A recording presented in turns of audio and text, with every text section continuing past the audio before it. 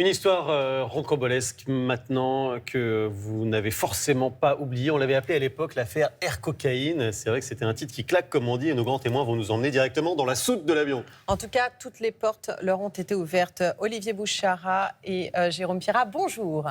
Bonjour. Soyez les bienvenus tous les deux, merci d'être avec nous. Vous êtes les co-réalisateurs d'une série documentaire qui fait un carton sur Netflix et dans le monde entier. Ça s'appelle « Y a-t-il un dealer dans l'avion ?» sur Netflix. C'est truculent. C'est un clin d'œil à la comédie Y a-t-il un pilote ? C'était en 1980. Et en fait, quand on se dit comédie, on y pense forcément quand on regarde cette série documentaire. On se dit que même les scénaristes les plus audacieux n'auraient jamais imaginé et un scénario comme celui-ci et des personnages aussi rocambolesques. On va faire un rappel des faits, Jérôme Pierrat, déjà. Il y a un Falcon, un jet privé qui est arrêté sur l'aéroport au décollage à Punta Cana en République dominicaine. En 2013. Dedans, 700 kilos de cocaïne. 4 types à bord qui n'ont aucun n'a un profil de trafiquant. Vous avez On les voit là. pilotes, c'est 2 anciens héros de l'armée de l'air, pilotes de chasse, porteurs de la bombe nucléaire. Des patrons, comme on dit. Ouais. Le troisième, c'est le client officiel. C'est un type qui n'a jamais pris le jet, qui n'a pas forcément les moyens. Il est sans emploi depuis un moment, inconnu. Alors, on va préciser qu'ils ont des casiers judiciaires vierges, évidemment. Et le quatrième, qui est en uniforme de pilote, je vais y arriver, hein, c'est tôt le matin. Et Alain Castagny, lui, c'est un pilote retraité. Alors, on ne comprend pas bien non plus ce qu'il fait dans cet avion. En gros, personne ne sait ce qu'il fait dans cet avion, à part les 2 pilotes.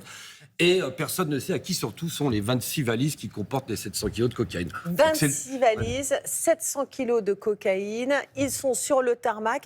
Même nous, je me souviens que quand l'information est tombée, Olivier Bouchara, on avait du mal à croire à ce scénario. Ah oui, avec Jérôme, on s'est dit, mais c'est irréel. Que font ces 4 types dans cet avion ? Et donc, on s'est dit, il faut creuser. Il faut remonter la piste. Donc, on a appelé la juge d'instruction qui a accepté par miracle de nous raconter, son enquête. Qui s'appelle Christine Saunier-Rueland. Christine Saunier-Rueland. Et c'est vrai qu'on on a quasiment jamais des juges d'instruction dans des documentaires. Et là, elle a accepté. Elle a accepté pourquoi ? Pour nous raconter en fait son cheminement intérieur.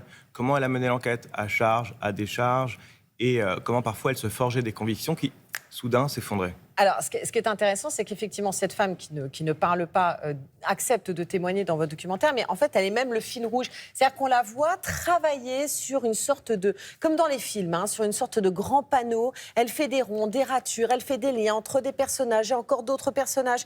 Et parmi les personnages, il y a 2 personnalités, justement, très connues des Français, qui vont s'inviter ou être invitées, je dirais, dans ce scénario. Il y a Alain Flelou, qui est le propriétaire officiel du jet. Alors, il n'a rien à voir dans l'histoire, puisqu'il a loué via une société son appareil pour le rentabiliser. Mais son nom est quand même cité dans la presse. Il fait d'ailleurs des blagues sur Chin Chin, Sniff Sniff. Ouais. Bien. Et puis, il y a une espèce de vedette malgré lui, c'est Nicolas Sarkozy, qui a été mêlé aussi, lui, involontairement. C'est pour ça que c'est intéressant, cette enquête. Il faut le dire, en fait, Nicolas Sarkozy, il avait ouais. déjà pris cet avion, en fait. Ouais. Oui, en fait, il avait loué précédemment l'avion. Et la juge cherche à savoir comment ont été financés les vols, il y a du blanchiment. Voilà. Donc, elle tombe sur le nom de Nicolas Sarkozy. Et comme elle dit elle-même, c'est une porte obligatoirement à fermer. Et, voilà. Et donc, il va se retrouver involontairement dans cette affaire, ce qui va le fâcher beaucoup, d'ailleurs. Et c'est ce qu'il exprime dans le documentaire. Et quand ces noms-là sont cités, évidemment, ça fait mousser, je dirais, l'information. Vous l'avez traité, vous, à l'époque, bien sûr, dans on les l'avait journaux traité en long, en large et en travers, sans comprendre exactement de quoi il s'agissait. Qu'est-ce que vous vous disiez, justement, à l'époque, quand vous traitiez l'affaire ? Parce que on se demandait ce que ces Français venaient faire là-dedans et s'ils étaient, oui ou non, coupables, en réalité. C'est ça, la vraie question. Voilà, c'est ça, la question. Il y a une réponse aujourd'hui ou pas ?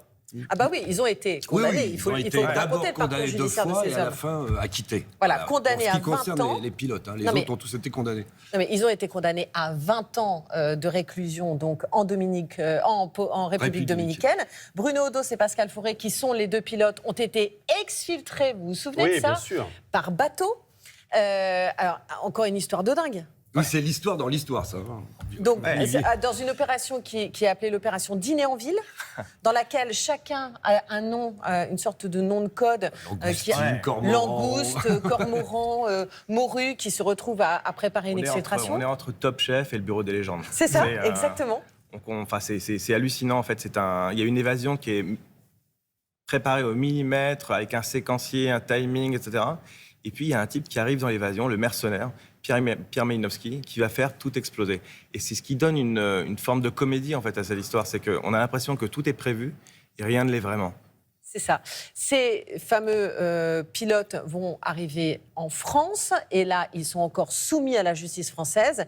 Et bing, eux qui se prétendent donc, et qui se disent innocents et qui clament leur innocence, se retrouvent une nouvelle fois condamnés. 6 ans. À 6 ans. En première instance aux assises, et puis ils vont faire appel. Alors, tous les autres sont condamnés, et puis eux, en appel, ils sont blanchis. Voilà, Par leur 2 ans après. avocat, Antoine Vey, qui les sort de ce pétrin et ils sont donc relaxés. Enfin, Donc ça veut dire quoi? Ça veut dire que ces 2 hommes sont considérés aujourd'hui comme totalement comme innocents. innocents. Oui, la justice a tranché, elle a décidé qu'ils étaient innocents, donc nous, on ne remet pas en cause. C'est quoi leur vie maintenant? Parce qu'ils témoignent aussi dans... Malheureusement, ils n'ont plus le droit de voler, ce qui était leur passion, leur vie. Pas de donc, voler en avion? parce qu'il leur restait, oui, pardon, pas dans les supermarchés. Non plus. Non, mais ils avaient en gros 8 ans encore de pilotage possible vu leur âge. Mais c'était des ces 8 ans leur ont cadors. été enlevés. Voilà. C'était des cadors. Ils étaient à de très très hautes responsabilités dans l'aviation. Ils étaient en mesure de déplacer des bombes nucléaires sous leurs avions même de les chasse. larguer. Hein. Et même de les larguer. Donc ces hommes-là, aujourd'hui, en fait, ils sont... c'est quoi? C'est un drame dans leur vie, cette histoire? Ah oui, surtout Pascal Forêt qui l'a exprimé un peu plus longuement. Oui, il y a une amertume parce qu'on leur a volé 8 ans de leur vie, que cette procédure qui était infinie. Bon, ils ont en plus fait 1 an et demi de prison en République dominicaine dans des conditions quand même compliquées un qu'on peu voit dans le difficiles. doc. Voilà. Donc oui, aujourd'hui, le bilan, c'est une catastrophe pour eux, cette histoire. Ouais. Vous l'écrivez, il n'est pas impossible qu'ils ne disent pas toute la vérité, écrivez-vous en préambule de chaque épisode. Vous avez une idée sur ceux qui vous ont menti quand même ou pas? On va les garder pour nous. Ah oui, donc vous avez quand même une idée. Les nez ne sont pas allongés, mais on a deviné 2-3 Pinocchio.